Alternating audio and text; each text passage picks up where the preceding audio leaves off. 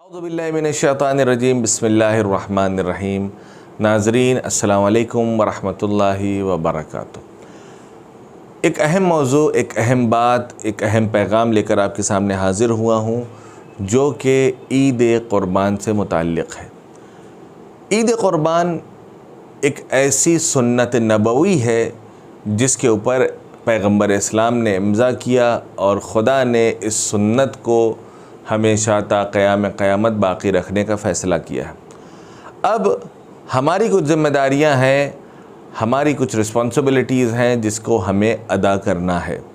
सबसे पहले उस रूह मक़सद क़ुरबानी को समझने की ज़रूरत है कि ये क़ुरबानी ज़रूरी क्यों है और क़ुरबानी का मतलब क्या है, क़ुरबानी से मक़सद क्या है। क्या किसी जानवर को, बेज़बान जानवर को सिर्फ़ कत्ल कर देना या ज़िबा कर देना ये ईद क़ुरबान का मक़सद है या नहीं?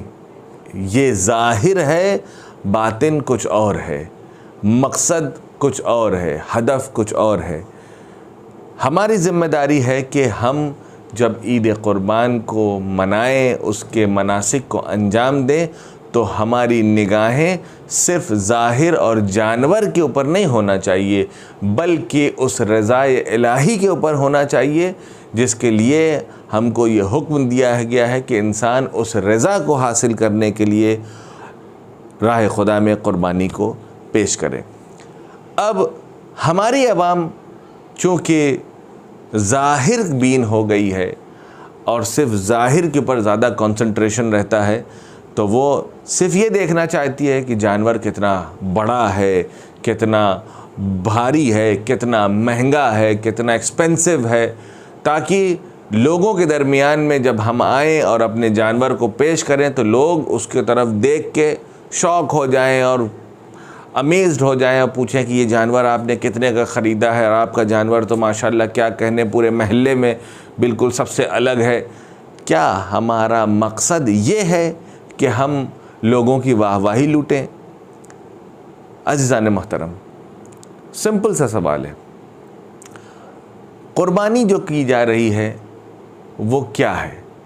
क्या ये क़ुरबानी इबादत है या ये क़ुरबानी एक फ़ैशन है? अगर फ़ैशन है तो you got all the rights कि आप जैसा चाहें वैसा कर सकते हैं, जैसा चाहें वैसा उस जानवर को ख़रीद सकते हैं, वैसे उसकी नुमाइश कर सकते हैं, वैसे उसको लोगों को दिखा सकते हैं, वैसे ही फ़ख्र फ़रोशी कर सकते हैं कि मेरा जानवर जैसा है वैसा जानवर किसी दूसरे का नहीं है। या ये क़ुरबानी इबादत का हिस्सा है? अगर इबादत का हिस्सा है तो यकीनन इसके कुछ न कुछ अरकान भी होंगे, कुछ रिस्पॉन्सिबिलिटीज़ भी होंगी, कुछ लवाज़िमात भी होंगे जिसकी तरफ हमें तवज्जो देने की ज़रूरत है। सबसे पहली चीज़, खुदा हमसे क़ुरबानी मांग रहा है इस जानवर की शक्ल में।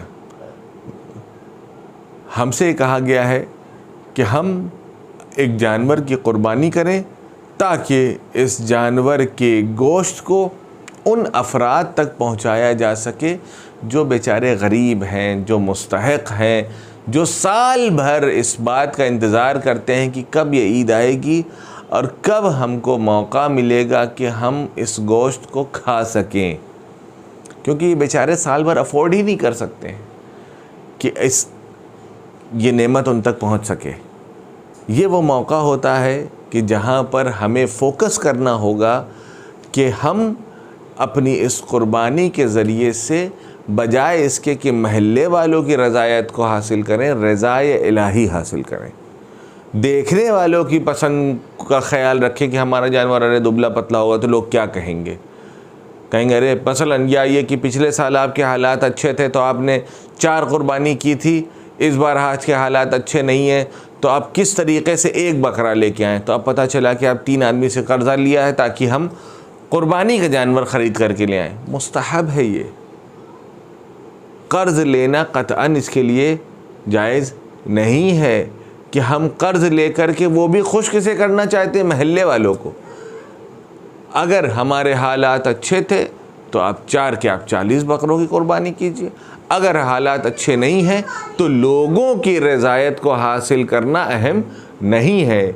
हम एक कुर्बानी पेश करेंगे जिसे अल्लाह अपने यहाँ कबूल कर ले। तो जानवर के ज़ाहिर से ज़्यादा अल्लाह के इस मनासिक के बातिन को समझने की ज़रूरत है कि अल्लाह हमें ये कह रहा है कि तुम इस एक जानवर की कुर्बानी के ज़रिए से न जाने कितने घरों के और कितने मुस्तहक़ीन तक इस चीज़ को पहुंचा दोगे। एक बात। दूसरी बात जो नहायत ही अहम है वो ये है कि जब हम इस जानवर को ख़रीदते हैं, इसके लिए रवायात में है कि जानवर को 3 दिन या ज़्यादा से ज़्यादा 7 दिन, इससे ज़्यादा हम जानवर को कुर्बान करने से पहले से ना रखें अपने पास। क्यों? क्योंकि इंसान की फितरत है कि इंसान जब किसी के साथ कुछ अरसा रहता है तो उससे एक उनसियत पैदा हो जाती है, एक क़ुर्बत और एक मोहब्बत पैदा हो जाती, भले ही वो जानवर ही क्यों ना हो। आप दुनिया का जायज़ा लीजिए, उसमें आप देखेंगे न जाने कितने ऐसे लोग हैं जो शायद अपने अज़ीज़ और अकारिब की दुनिया से चले जाने पर रोते नहीं हैं, लेकिन अगर कोई जानवर था जो उनके पास था, एज अ पेट था, वो अगर चला जाता है तो आंसू ज़ारो कतार बहा रहे होते हैं। यहाँ तक कि ऐसे लोग भी जब जिनके वालिदैन इस दुनिया से चले जाते हैं तो उनको खामोश कराया जाता है कि चुप रहो, बिदअत है। वो लोग जब उनका जानवर ज़बह हो रहा होता है तो आँखों से रो रहे होते हैं। यानी इसका मतलब ये है कि ये एक फ़ितरी चीज़ है कि इंसान को जानवर से अगर ज़्यादा दिन तक उनके साथ रहता है तो एक उल्फत, एक उन्स पैदा हो जाता है। मकरूह है कि इंसान ऐसे जानवर की कुर्बानी दे जिसको ज़्यादा दिन तक उसने अपने घर में रखा हो और पाला हो। क्यों? क्योंकि इंसान का दिल इससे सख्त होता है। क्या आप जिससे मोहब्बत करते थे, जिसको आप चाहते थे, जिस जानवर को आपने पाला पोसा, उसको अपने हाथों से ज़बह कर दिया।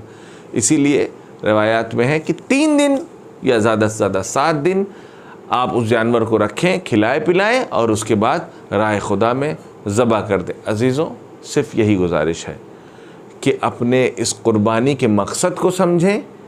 कंपटीशन की बात नहीं है, यहाँ पे रज़ाए इलाही शर्त है। दूसरी चीज़ कि इसको ज़्यादा से ज़्यादा मुस्तहक़ीन तक पहुँचाएँ, ताकि जब ये मुस्तहक़ीन तक पहुँचेगी और उनकी दुआ हमारे हक़ में, जब वो हमारे हक़ में दुआ करेंगे तो यकीनन मुस्तहक़ की और मज़लूमीन की दुआ बारगाह इलाही में बहुत जल्द मुस्तजाब होती है। इसी के साथ अस्सलामु अलैकुम व रहमतुल्लाहि व बरकातुहू।